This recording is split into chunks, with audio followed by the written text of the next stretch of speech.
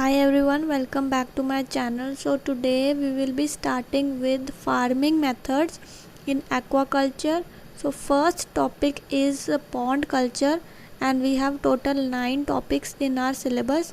So first is pond culture, second is lens culture, then we have cage culture, raceway farming, raft culture, rope culture, monoculture, polyculture, sewage fed culture, and organic aquaculture. Sewage fed culture and organic aquaculture are the lengthy topics, and the pond culture, lens culture, and cage culture are comparatively not that lengthy.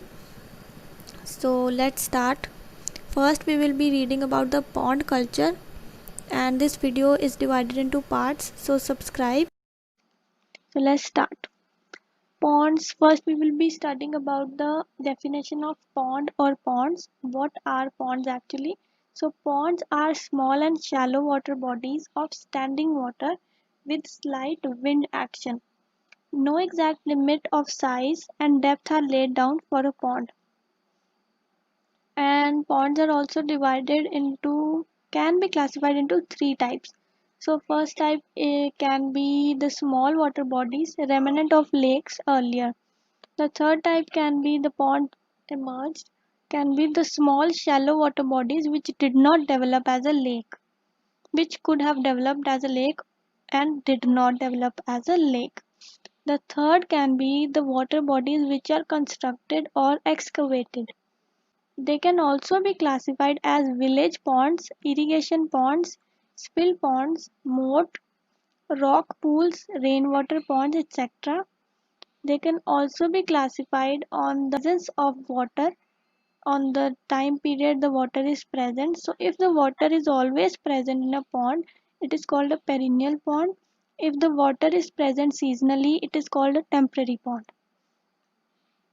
Now the various types of ponds according to the size of the fish and the size of the pond included. Various types of ponds are nursery ponds, rearing ponds, and stocking ponds. First, we will be studying about the nursery pond. First, we will be studying about nursery pond. In nursery pond, the fries and the hatchlings are kept for growth, and small water reservoirs are built near hapas. Ideal size is 55 feet into 35 into 5 feet, and they are prepared before the hatching of the hatchling. Cow dung, fertilizer, ammonium sulfate, sodium nitrate are used to grow zooplankton and phytoplanktons because they provide food to the hatchlings.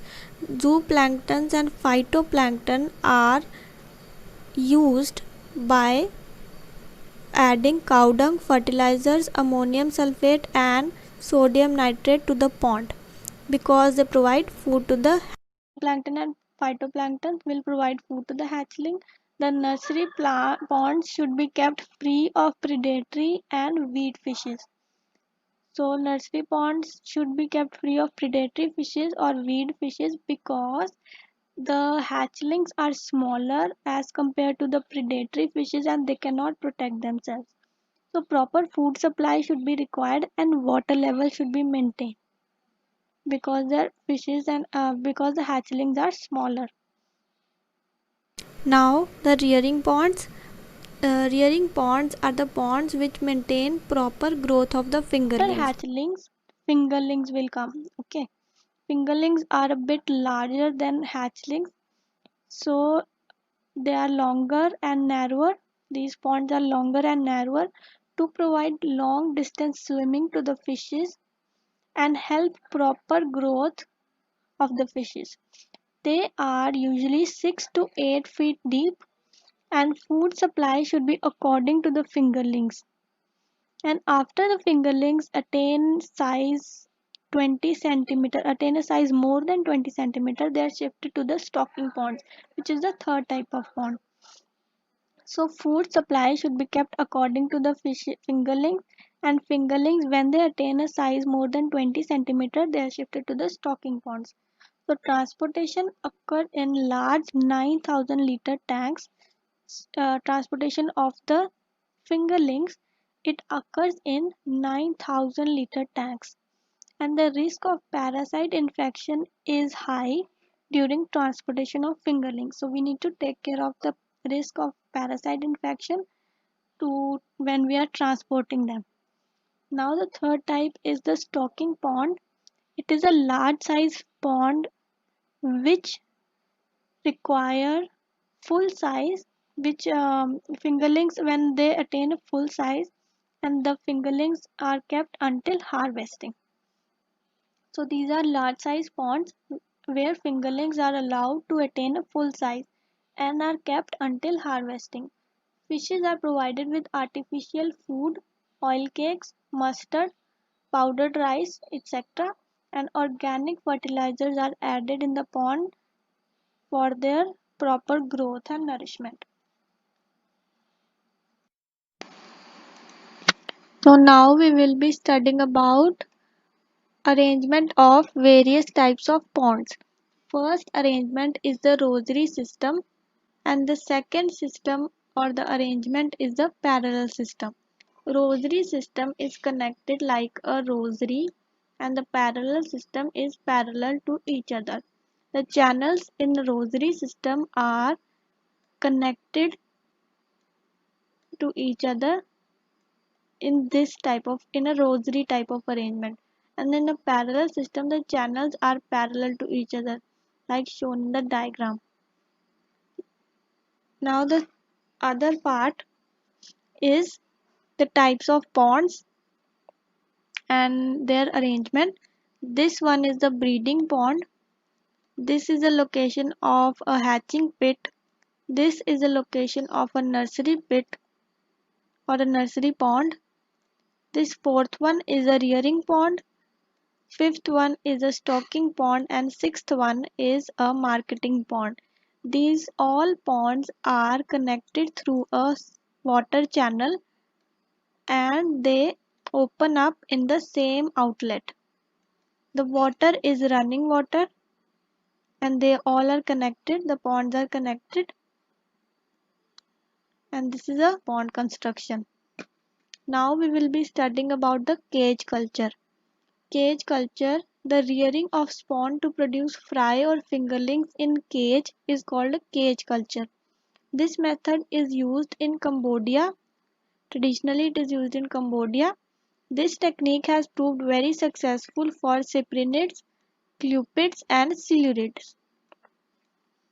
At many places the water available for fish culture is fast floating or very large water bodies, so fish culture is difficult in such places. So why we do the cage culture? Because the water availability is very fast or the water available is a large water body, so fish culture is difficult at those places. So at such places fishes are reared in small cages and used for rearing of spawn to produce fry or fingerlings. In India, this technique was used in Pungar swamp in Tamil Nadu. Cages are made of galvanized steel, wire frames with nylon meshes or simply bamboo frames are used. These cages are of various shapes. It could be circular, rectangular, squarish or any other shape. These cages are fixed to stakes or are left floating. Species culture are common carp, Indonesia, the country, Japan and Vietnam. Catfishes are cultured in Vietnam and Thailand, and Channa species is cultured in Cambodia, India. Channel fish is cultured in USA. Clarias, Anabas, Mistis, Sardinilla is cultured in India. Tilapia, Chanos is cultured in Egypt. The procedure of cage culture includes 4 cages of size 5 into 5 meters and the mesh size is 1 by 32 feet.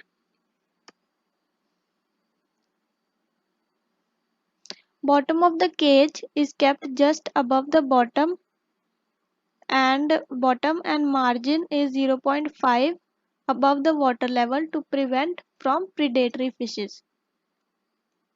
Manuring is done with oil cakes, cow dung and superphosphate. Cages are cleaned after every 2 days and cages are cleaned because to allow the exchange of water, and in a cage 50,000 to 60,000 spawns are kept.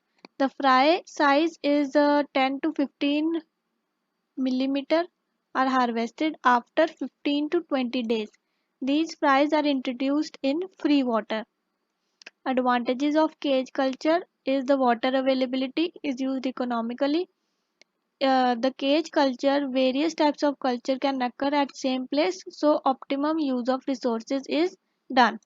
Convenient to monitor, it is convenient to protect spawn and fry from predators because the spawn is in cages. Mortality of the fish is also reduced because the fish is protected. The diseases, if any type can occur, it can be controlled easily. Initial investment is also very less. The problems faced by cage culture is that the water inside requires regular renewal. After dissolved, oxygen levels should be maintained inside the cage. The artificial feed should be provided in the cage. Water surface should not be rough. This is a diagram of a cage culture. This is a float. This is the frame material.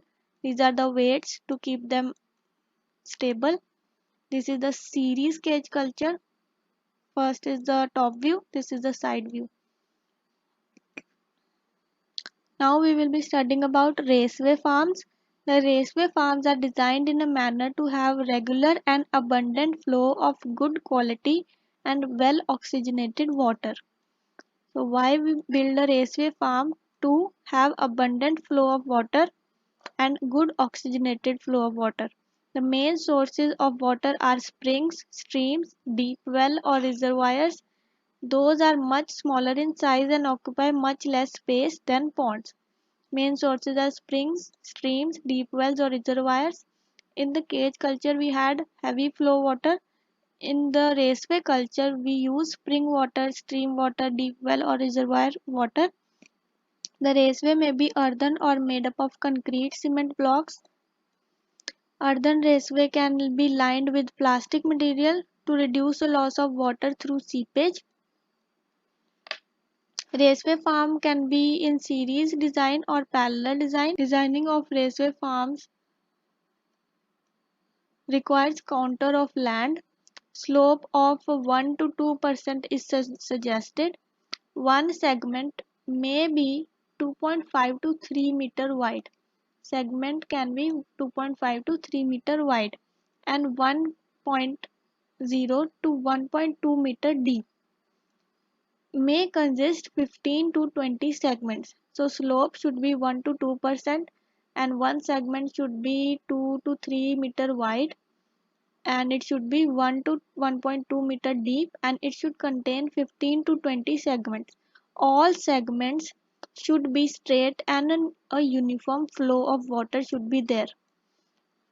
Should be separate feeder channel for each segment. And weirs, there are weirs present. Weirs are which regulate water flow and depth. They are reinforced concrete blocks of wood.